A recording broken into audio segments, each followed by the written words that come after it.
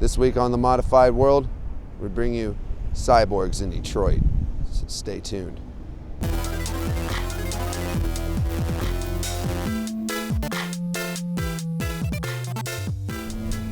So welcome to the Modified World, the weekly web show about body modification, the people who do it, the people who get it, and why it matters. I'm your host, the senior piercer at the world-renowned Pangea Piercing in Ann Arbor, Michigan, and the purveyor of the internet wackiness that you guys have grown to look forward to every week. That's right, I'm JC Potts, and this week we were lucky enough to play host to internationally acclaimed body modification artist Sampa von Cyborg and his crew in their first Michigan appearance. It was really awesome. Got to take them around and show them some of their great cultural treasures, our beautiful sights, some of our delicious food, meet some interesting people, and modify them.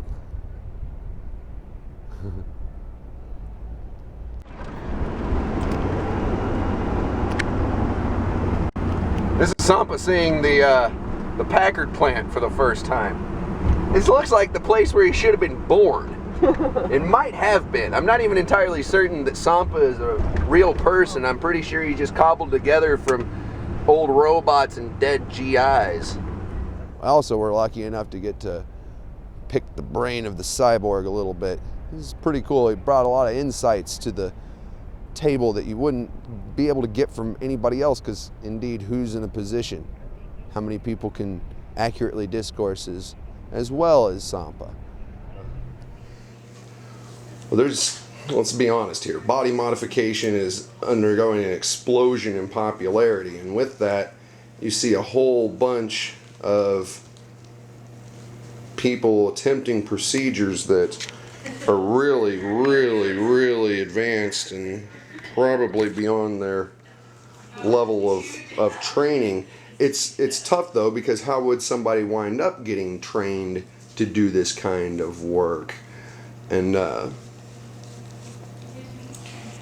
yeah, you know, it's a really tough situation, because I can see the demand, I can see the need, but at the same time I don't see very many people who have been as ethical about it as you, where you personally went and studied under surgeons for multiple years before ever attempting anything on your own. yeah.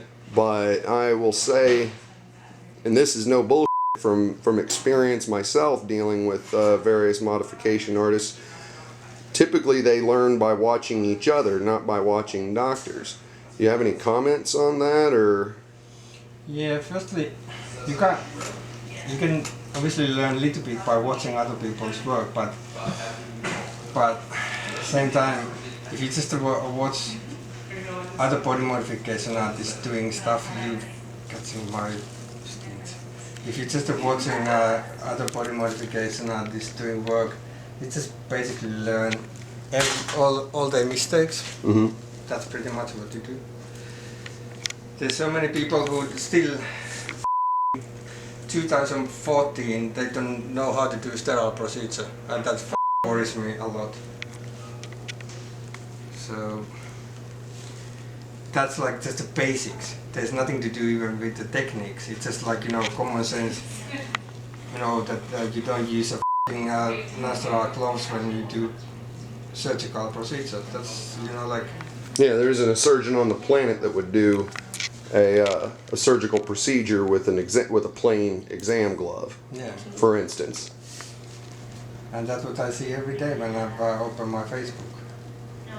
In this kind of job, what we do, we should have a high ethics and morals, because we're working on other people's body. So not like it doesn't matter what you do with your own body, but if you have to take a responsibility of other people's body parts, it's quite big responsibility. You don't want to things up. Can you hold this? Sure.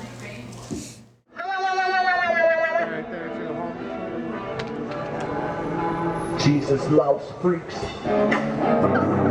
Jesus loves freaks. I always say that's really the way to win friends and influence people. We look forward to catching up again with the Cyborgs and their crew and the next time that they stop in through Southeast Michigan. And that was my show this week. I hope you learned something, possibly moderately entertained. I do this every week, so if you haven't subscribed to my media feeds yet, you probably should.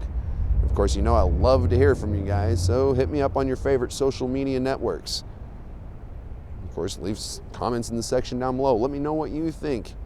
And of course, I'll see you next week for yet another episode of The Modified World.